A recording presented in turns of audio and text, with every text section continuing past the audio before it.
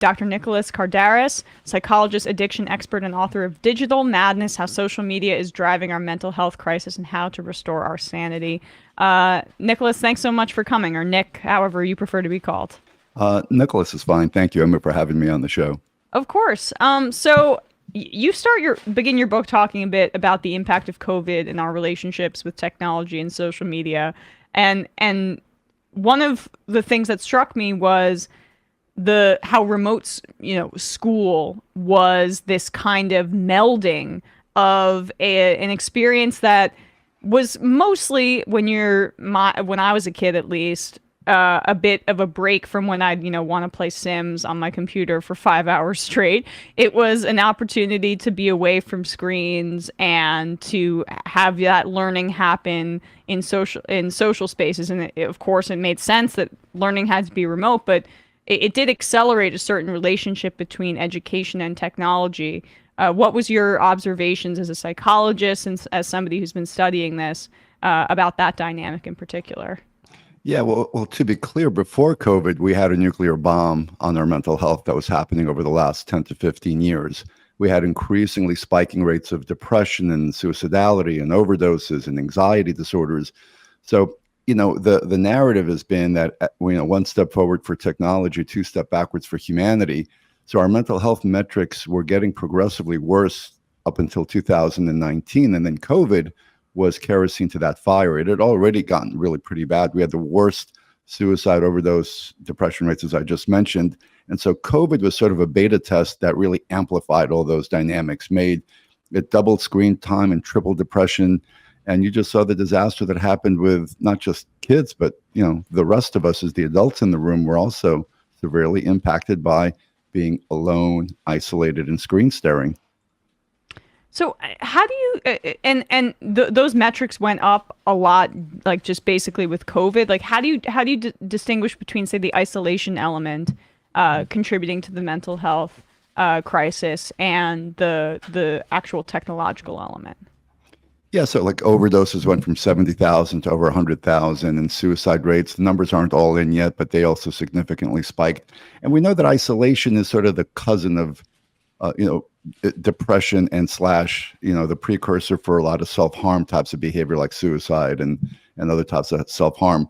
So interestingly, what we see when we look at the mental health metrics generationally, the more plugged in the generation, the higher the reported rates of loneliness and suicidality. So when you go from boomer, Gen Xer, millennial, Gen Zer, you see that each increasingly youthful generation is getting more and more isolated and alone. And that goes against the narrative that we were all sold, right? We were all told that social media was going to be this amazing connector, and that was going to be a good thing for us as a social species to have social media. And what we've seen is, for example, the numbers are 1 in 4 millennials have 0 friends, none. And that's a pretty high number that isn't reflected in Gen Xers or baby boomers. So this level of loneliness and isolation amongst the most plugged in people is a really pretty important indicator, and a sad indicator that the more plugged in you are, the lonelier you are. Well, that is, it pairs nicely. It's not nice. It's very sad. But with some of the internal Facebook documents that came out that you cite in your book as well, can you talk a little bit about how much these social media companies understand that what they're doing is contributing to exactly the dynamic you describe, and particularly with kids? Yeah, it would be bad enough if a company was selling us a product that they didn't know, kind of unintentionally harming us. Oops, we're marketing you some toy or some device, and next thing you know, it's, we didn't know.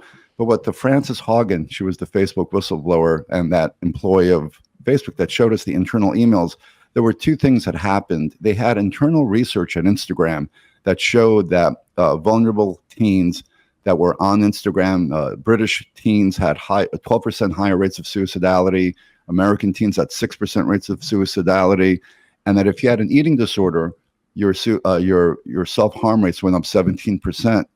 And they knew this, and there were internal emails that they were having discussions. Should we adjust the algorithms to make them less toxic? Because here's the thing. It's not as if sad or depressed people go on Instagram and they get sadder, they're targeted.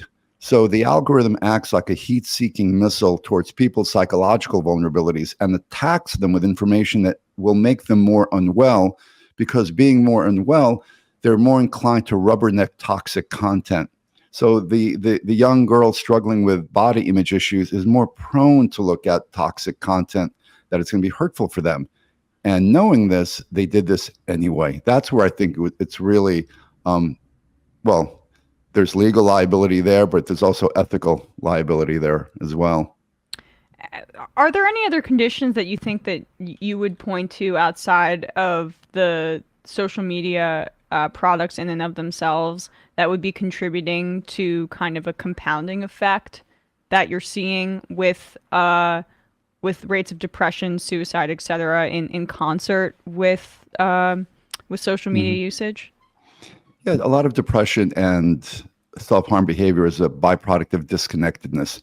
People feeling disconnected or alienated. So if you're feeling disconnected from a sense of meaning or purpose in your life, right? If you're feeling a sense of you don't have opportunity, economic opportunities. So, we know that people that are feeling hopeless are more likely to hurt themselves. But we're seeing a huge suicide epidemic in China that not quite dwarfs ours, but is outpacing our suicide epidemic, because they've gone through a seismic shift in their culture where they've gone from an agrarian society to a post-industrial, dehumanizing factory working society. And so they're committing suicides at much higher rates because they're despondent and depressed, and there's no economic upward mobility. So people that feel desperate and despondent, that's why you saw, when you look at the epidemiological charts for the overdose epidemic, it follows the Rust Belt, right? So Pennsylvania, Ohio, West Virginia, these are the states that have the most economic challenges, right? So people who live in those communities are more likely to hurt themselves. The other thing that I point as a contributing factor is we're compromising young people's psychological immune system, which is a phrase that I like to use. And we're compromising it by things like the stereotypical helicopter parenting and things that are sort of taking away opportunities for our kids or young people to develop a sense of resilience. So when you're essentially doing things for young people and not allowing them to work through certain issues, you're robbing them of opportunities to grow more, to strengthen and be stronger psychologically.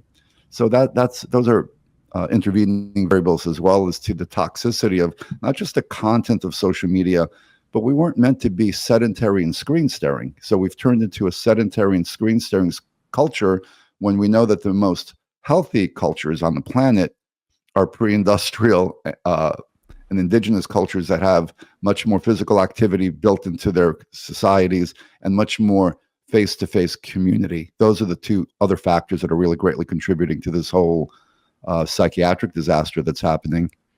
I mean, part of this just seems to me like capitalism, right? That well, social media is a leg of it, but it's also the same people experiencing the dynamics that you describe also bear the brunt of like a standard of living decrease, less cost of living increases, housing insecurity, insane healthcare costs, at least here domestically. And then, I mean, you spoke a bit about differences in what's happening in China, like that is, I feel, just something I'd like to note, Sure. Well, absolutely. All those are contributing factors to the CDC has called them deaths of despair. Deaths of despair are suicide, overdose, and chronic alcoholism, which had spiked to over 200,000 in 2019, and as I said earlier, have all gone up. So a person that feels everything that you just mentioned and then some. And so, of course, those people are going to escape through digital escapism.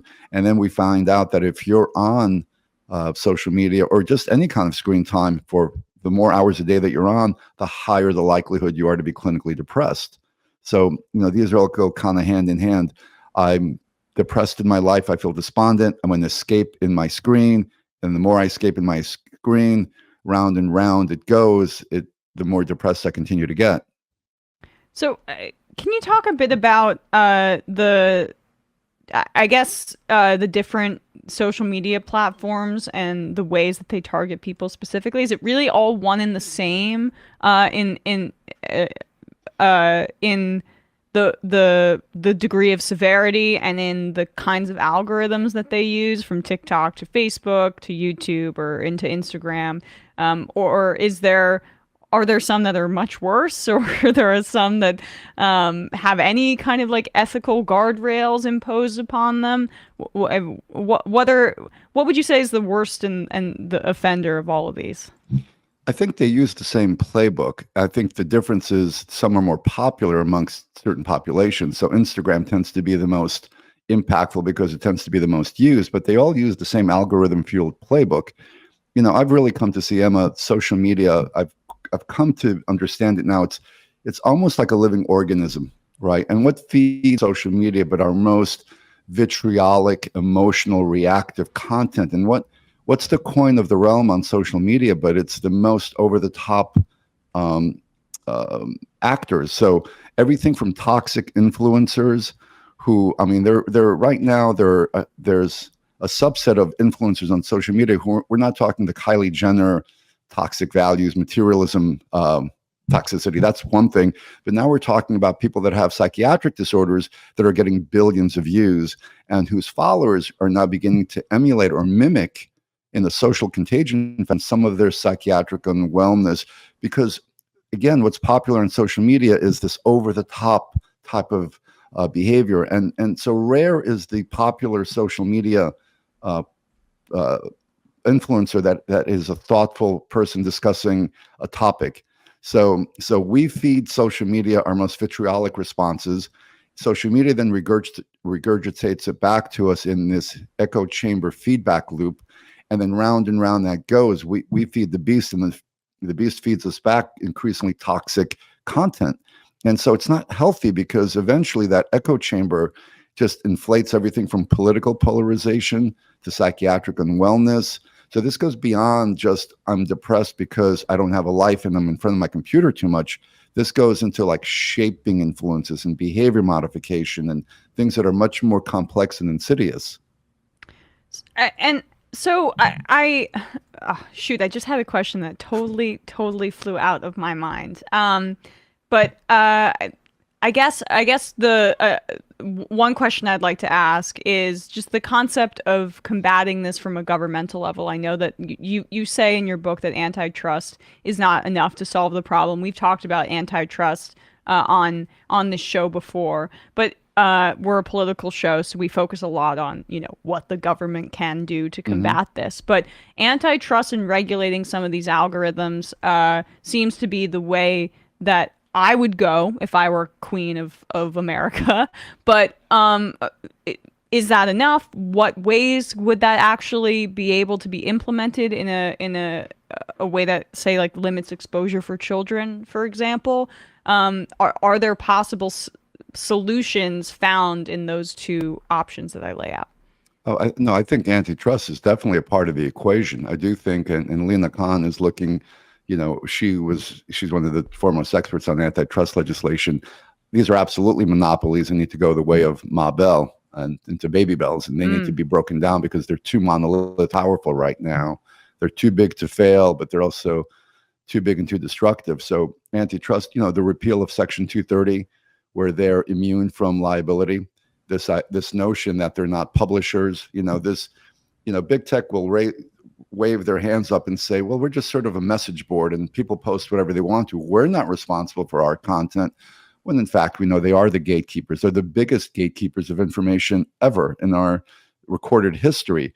So, this idea that every 2 or 3 years we drag Zuckerberg and friends in front of the Senate, they say a version of, oops, we're sorry, we'll do better.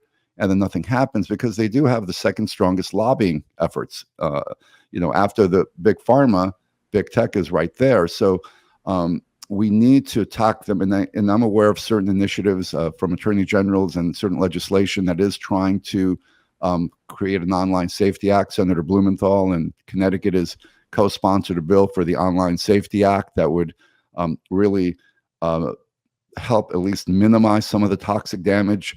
At the very least, they need their own version of the FCC, They need an oversight committee that's going to help to at least regulate. I'm not a censorship person. I don't think we need. I'm a little bit, because I'm an old school libertarian. I'm concerned of censorship because I do think that people should be able to discern information for themselves, but there does need to be a regulatory body to make sure that everybody's playing nicely in the sandbox and according to certain guidelines, which there currently isn't. Right now, it's totally the Wild West and self-regulated, and that's a problem.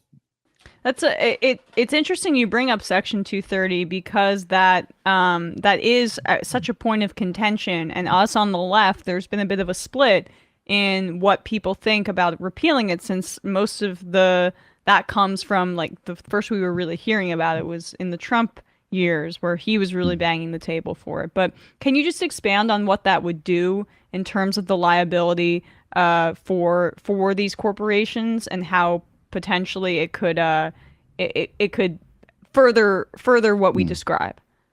Yeah, so I was an expert witness for a capital murder case in Palm Beach County, Florida, where a teenage kid, a suburban Palm Beach County kid, had become radicalized online through YouTube. He watched YouTube's 14, 16 hours a day, went from being a progressive liberal to eventually fell down a rabbit hole of ISIS indoctrination videos, was shown decapitation videos. I won't get into the explicit details, but committed one of the most horrific murders you could ever imagine.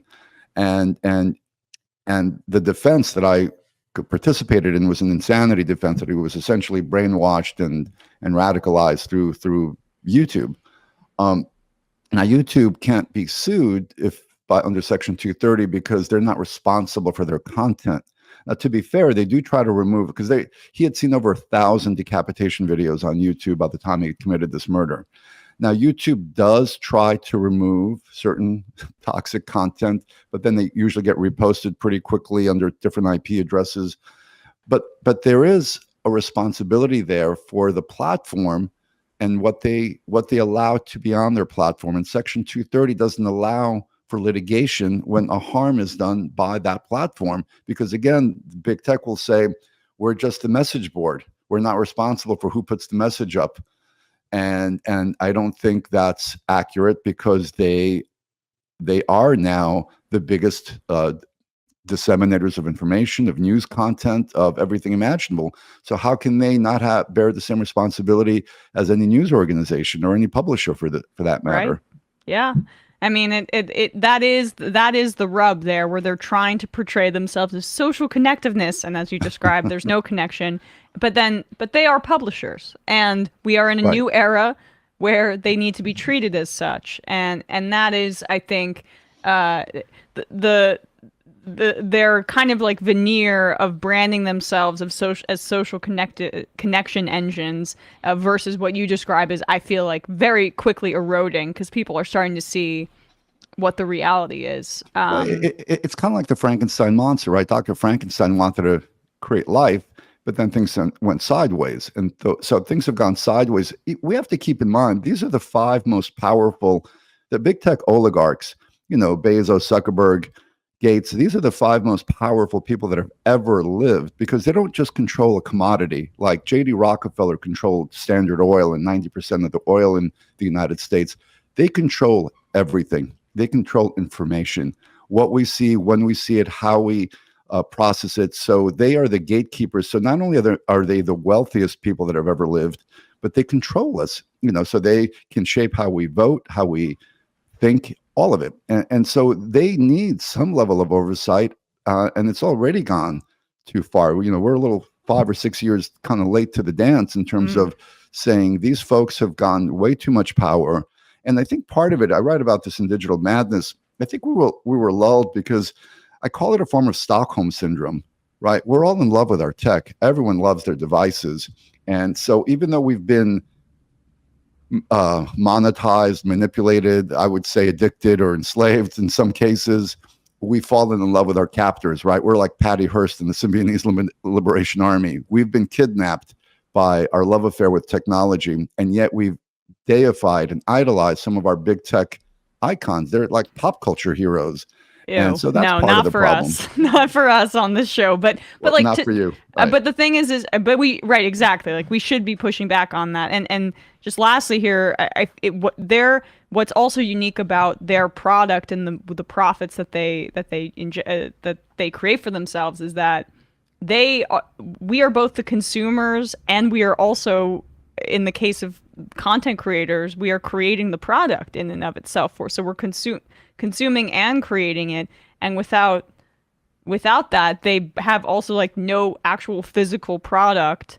And so it's a whole different dynamic, and the rules of old don't apply, even though I feel like still people are trying to apply them. Right, but they incentivize content creation that's the most sort of, again, eyeball grabbing, which isn't necessarily always the best or the most truthful or the most healthy.